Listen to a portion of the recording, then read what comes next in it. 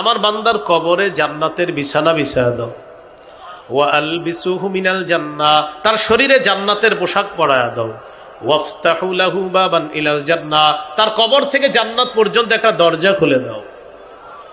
ফায়াতিহা বিন রিহিহা ওয়া তিবিহা, ওই দরজা দিয়ে জান্নাত থেকে অসংখ্য অগণিত নাজ নেয়ামত দেখা যাবে, আর জান্নাতের সুগন্ধি তার কবরে আসতে থাকবে। কবরটা জান্নাতের বাগান হয়ে যাবে।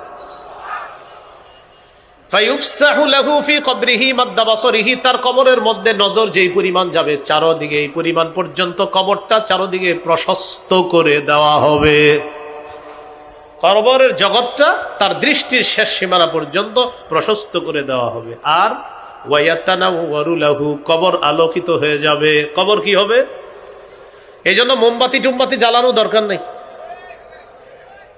হ্যাঁ, কি জ্বালানো দরকার নাই? কারণ ইমানের পাওয়ার থাকলে এমনি আলোকিত হবে, আলাদা মোমবাতি জ্বালানোর দরকার নেই। এই হলো ইমানদার বান্দার অবস্থা। ওয়া ইন্নাল আবদাল ফাজির ইযা কানা ফি ইনকিতাইম মিনাদ দুনিয়া ওয়া ইকবালিম মিনাল আখিরাহ, পাপাচার বান্দা যখন দুনিয়া থেকে বিদায় নেওয়ার সময় হয়, নাযালা ইলাইহি মালাইকাতুম মিনাস সামা সুদুল ওয়ুজুহ, কালো চেহারা বিশিষ্ট একদল ফেরেশতা পাপাচারের সামনে আসে।